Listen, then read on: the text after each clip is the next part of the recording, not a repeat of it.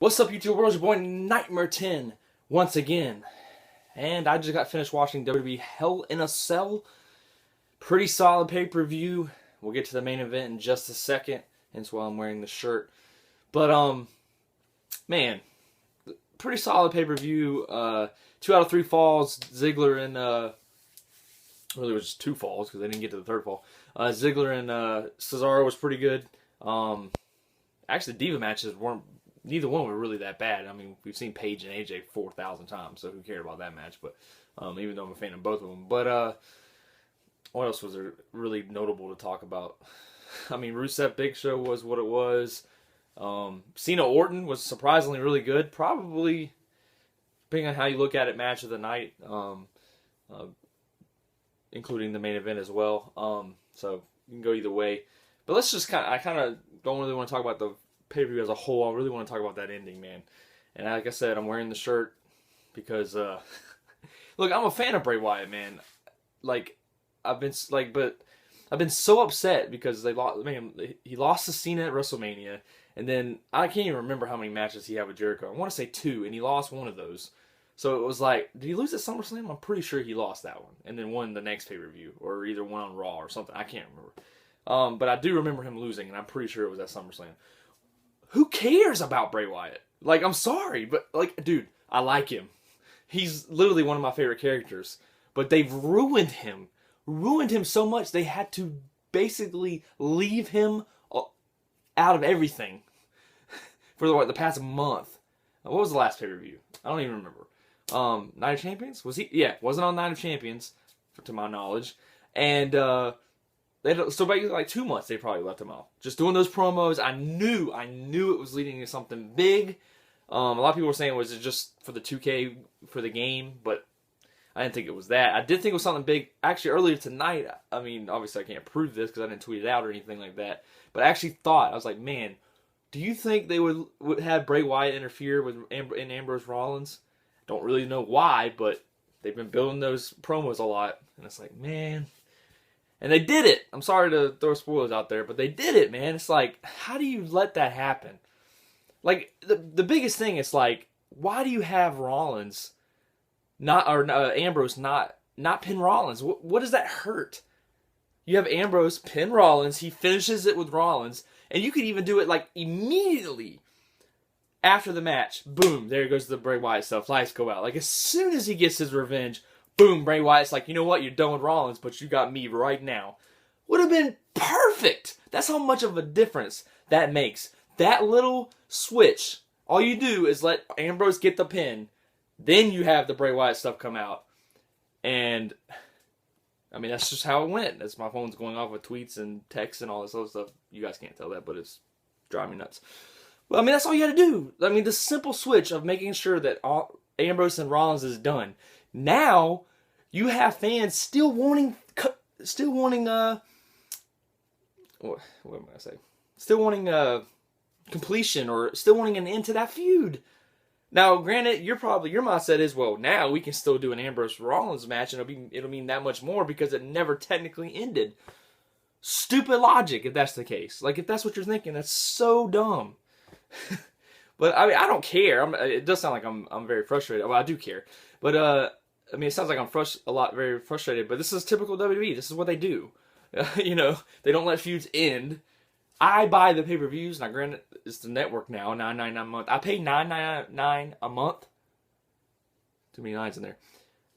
To get my payoff. Those that paid that if you paid, which I don't know why, but anyways, if you paid $50, $60, whatever they're up to now, $60, $50 for that pay-per-view, you are legit mad right now because you didn't get your payoff. Ambrose Rollins was the main event like you wanted it to be, like everyone wanted it to be, and you didn't get your payoff. That's messed up. Like, this pay-per-view would honestly be really, I mean, completely solid. I would love, this would probably be up there as far as my favorite pay-per-views of the year so far, as far as WWE. You know, I'm not comparing it to everybody, but like, this would have to be the best pay-per-view since Mania. I could be wrong.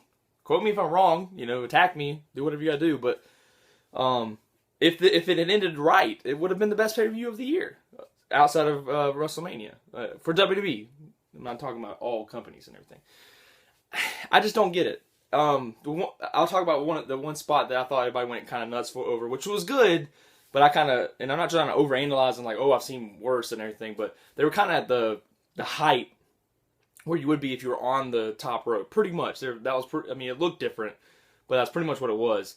And it's like Ambrose just like headbutted him and he fell off. Like, yeah, them falling was legit, but to me, I just didn't go crazy too much over them. I like the two table spots more than that, to be honest, but. Because then Ambrose like headbutted him, and then clearly, you know, it'd be different if he was like whoa, whoa, and fell, but he didn't. He was like, bot, headbutt, held on, and then let go. Like, why? Like, granted, it could have been just a fault on him, but I didn't think that was that big. Everybody went nuts over it. That's fine. It's whatever. It was still good. I mean, they're still stupid for trying stuff like that. You can get very hurt doing that, but and I'm not trying to say I wanted them jumping off the daggum cage. I'm not saying that by any means, but. Or not the cage, the cell.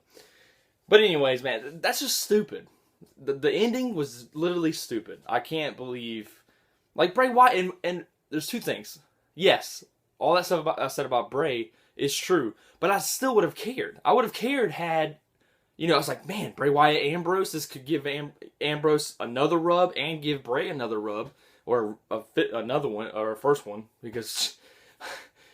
They take the big heels. Rusev, you're next, man. I'm sorry. Eventually, you're next. Now, I know people were ready for Rusev to lose, and that's fine. But if it's not done right, all this from Rusev means nothing. And that's what they did to Bray. Like, all the build-up for Bray, you had him beat Cena only once because a little kid was singing in John Cena's face, and the lights went out. So it's like, that's the only time he got a legit win. Then he beat Jericho. Who cares? He lost to him at SummerSlam. I'm pretty sure he did. If he didn't beat him at SummerSlam, I'm just talking out behind. But anyways, guys, let me know your thoughts of WWE Hell in a Cell in the comments below. Tweet me, whatever you got to do to keep the conversation up. But what do you guys think? I mean, do you think that was whack? From what I see on Twitter, everybody else thought it was whack. So. Anyways, this video went a little too long. I don't understand why. I could go on for days. I just don't understand why you just don't let it finish. Let Rollins and Ambrose finish. So stupid. Whatever. Anyways, typical WWE. What can you expect? They ruin the end of a feud. They can't give you the end of the feud. They want to go ahead and move on to the next one. For instance, a TV show, which WWE is practically that's what they are now.